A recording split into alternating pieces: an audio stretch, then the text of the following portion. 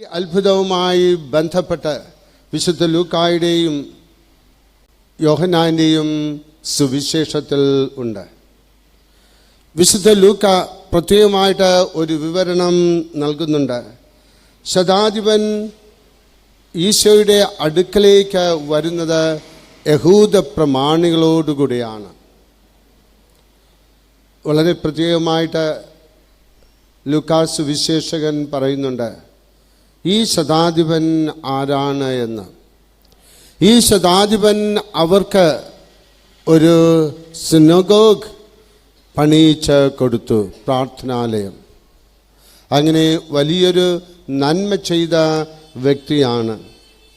വിശുദ്ധ യോഹന്നാന്റെ സുവിശേഷത്തിൽ രാജസേവകൻ്റെ മകൻ്റെ സൗഖ്യ കാര്യമാണ് പ്രതിപാദിക്കുന്നത്. പ്രിയമുള്ളവരെ, നമ്മൾ കാണുന്നു കഫർനഹൂമിൽ വെച്ചാണ്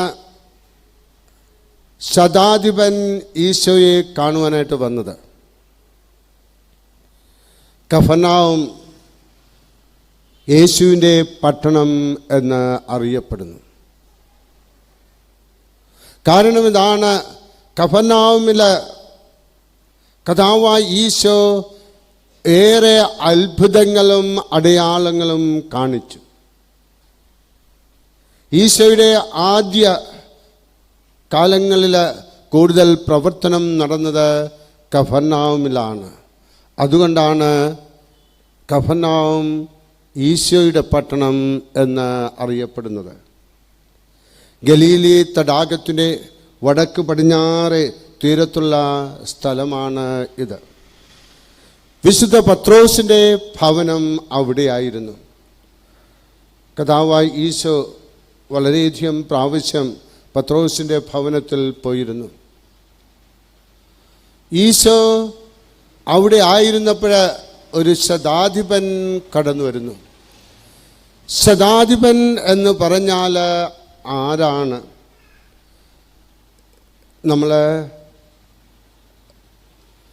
നമ്മുടെ സഭയിൽ ലീജിയൻ ഓഫ് മേരി എന്ന് പറയുന്ന ഒരു ഭക്ത സംഘടനയുണ്ട്.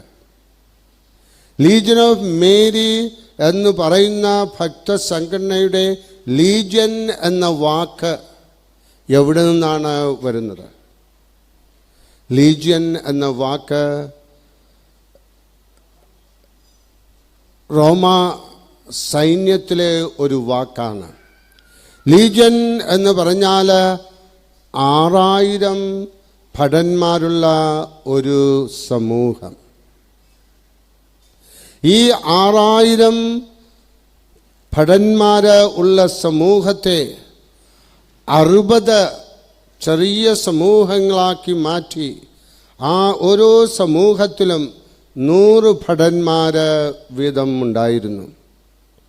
ഇനി ഈ 100 ഭടന്മാരുടെ അധിപൻ ആയിരുന്നു ശതാധിപൻ. ശതാധിപൻ അവിടെ 100 ഭടന്മാരുടെ അധിപൻ. ഈ ശതാധിപന്മാർ പ്രത്യേകിച്ച് പാലസ്തീനായിൽ യഹൂദന്മാരുടെ ഇടയിൽ ഈ ഭടന്മാർ ആരും റോമാക്കാർ ആയിരുന്നില്ല. ശതാധിപന്മാരെ ഏറെ വിദ്വേഷത്തോടുകൂടെ കണ്ടിരുന്നു യഹൂദന്മാർ. കാരണം ഇതാണ്, യഹൂദന്മാർക്ക് റോമാക്കാരുടെ ഭരണം ആഗ്രഹമില്ലാത്ത ഒരു ഭരണം ആയിരുന്നു. അടിച്ചേൽപ്പിക്കപ്പെട്ട ഭരണം ആയിരുന്നു റോമാ ഭരണം.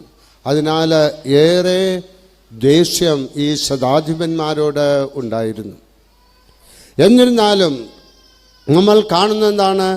നമ്മൾ ഇവിടെ ഈ സംഭവത്തിൽ കാണുന്ന ശതാധിപൻ വളരെ നല്ലൊരു ശതാധിപനായിരുന്നു. യഹൂദന്മാരുമായിട്ടുള്ള സ്നേഹബന്ധത്തിൽ കടന്നു വന്ന ശതാധിപനായിരുന്നു.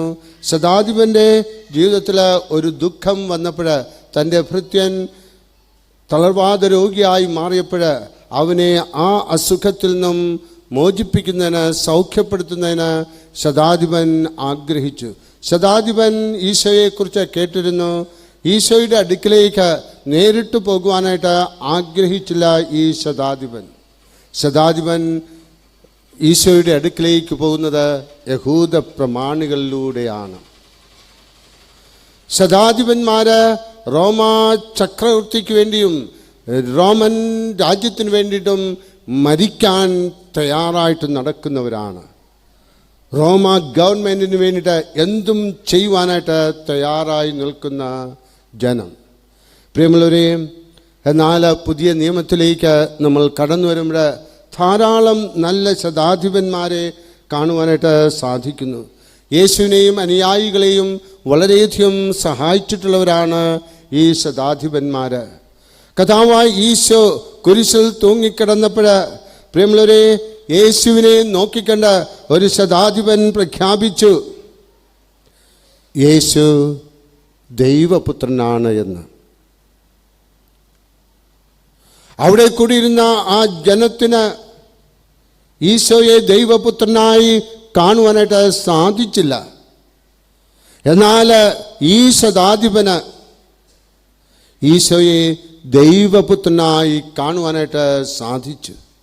ഈശോയുടെ പെരുമാറ്റ രീതികളും ഈശോയുടെ വാക്കുകളും ശ്രവിച്ചപ്പോൾ എന്താണ് അതിന് ഉള്ള ആ അവസരം ശതാധിപന് ലഭിക്കുകയായിരുന്നു. ക്രിസ്തുമതം സ്വീകരിച്ച ആദ്യത്തെ പുറം ജാതിക്കാരനാണ് കൊർന്നേലിയസും ശതാധിപൻ ആയിരുന്നു. കൊർന്നേലിയസിന് ആ വലിയ ഭാഗ്യം ലഭിച്ചു. ശതാധിപനാണ് ആ ഭാഗ്യം ലഭിച്ചത്. നമ്മൾ കാണുന്നു, ശതാധിപനായ ഒരു വ്യക്തിയാണ് വിശുദ്ധ പൗലോസിനെ റോമൻ പൗരത്വം ഉണ്ട് എന്ന് തിരിച്ചറിഞ്ഞ് അദ്ദേഹത്തെ രക്ഷിച്ചത്. കപ്പൽ അപകടത്തിൽപ്പെട്ടപ്പോൾ ശതാധിപൻ്റെ കൂടെ ഉണ്ടായിരുന്ന ഭടന്മാരെല്ലാവരും പറഞ്ഞു, ഈ തടവുകാരെ എല്ലാം കൊല്ലുവാനായിട്ട്. അവിടെ ഉണ്ടായിരുന്ന കപ്പലിൽ ഉണ്ടായിരുന്ന എല്ലാവരെയും കൊല്ലുവാനായിട്ട്. എന്നാൽ വിശുദ്ധ പൗലോസിനെ പ്രതി ശതാധിപൻ പറയുന്നു, അവരെയൊന്നും വധിക്കേണ്ട, കൊല്ലേണ്ട എന്ന്. അങ്ങനെ പൗലോസിനെ രക്ഷിക്കുവാനായിട്ട് ആ ശതാധിപൻ നോക്കുകയാണ് ചെയ്തത്.